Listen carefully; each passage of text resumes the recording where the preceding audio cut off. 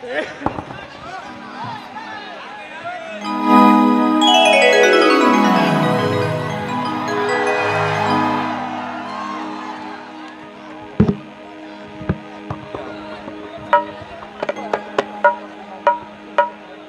कम समय मिलल बा भैया। यहाँ एक से एक हमारे गार्जियन के रूप में सभी लोग उपस्थित हैं। कम समय में कह देवे के बाद ठीक बानी जानू। अरे भैया थोड़ा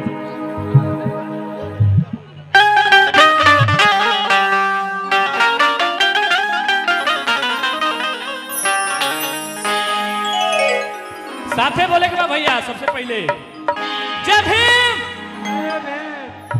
जय जय जय जय जय भीम, जय भीम, जय भीम, जय जय जय जय जय भीम, जय भीम, जय भीम। बाबा साहब अमर रहे,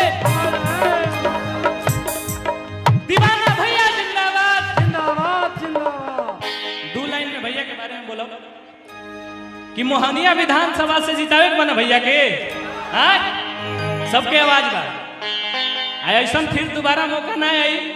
एक गवावे के लिखे भैया के संगे हमने के खड़ा बनिया सब साथी अब भैया के विजयी बनावे के बना दो लाइन बाबा साहब के बारे में बोला। उसके बाद भैया के बारे में दो लाइन, ज्यादा समय ना ले। गाना के बड़ी प्यार आशीर्वाद आप लोग देनी जा हमेशा हर गाना के। तो जौन गाना हमने के ऑफिशियल के माध्यम से या भी जौन बाप सबके बीच सुनावल जाई हमने के गावे ना आवेला। आप सबके सपोर्ट से कुछ गावे नहीं जा। और बड़े भैया जो गार्जियन है हम सभी के समाज के, हम लोग को देख के हम लोग कुछ सीखते हैं।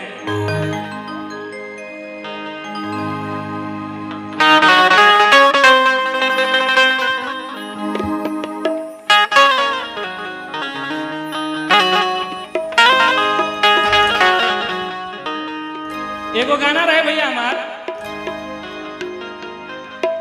कि सुन लो बहुजन भाई आय अब और न शोषण सहना है।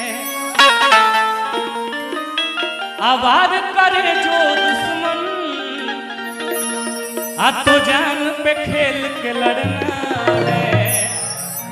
कि भारत में हर वर्ग का सभ्य समाज चाहिए ना भैया।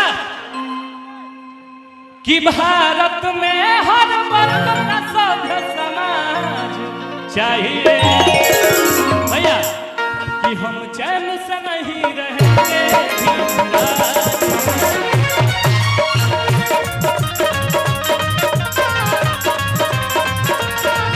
अब और न जुल्म सहेंगे, भीमराज चाहिए।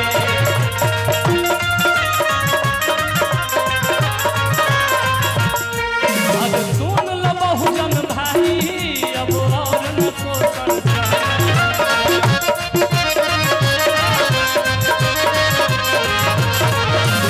वार करे जो दुश्मन तो जान पे खेल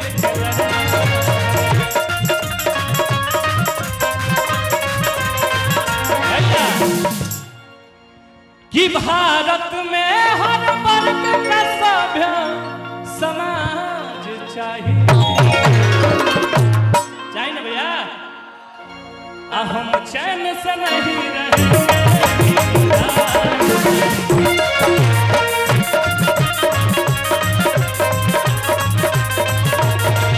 अब और न जुल्म सहेंगे,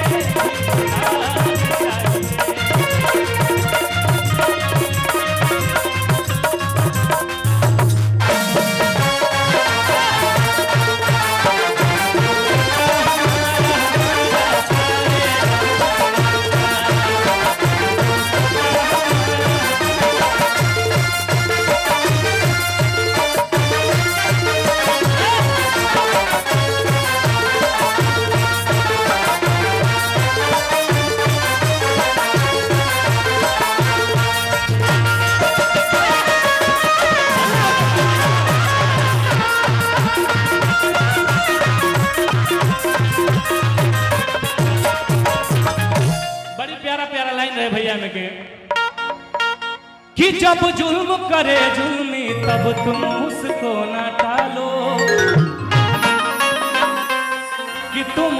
उधम सिंह के वंशज हो हथियार उठा लो, कि जब जुर्म करे जुर्मी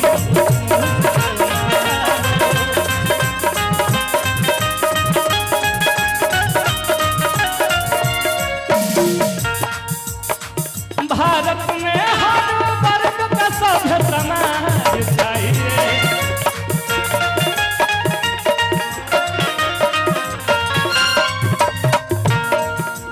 भैया हमारे संगे बोले के बाद सबके कि हम चैन से नहीं रहेंगे, भीमराव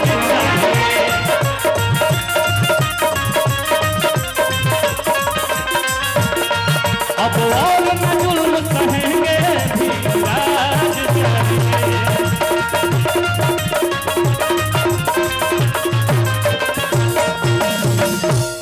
एक लाइन में भैया खाती नेताओं को सुनेंगे आप लोग।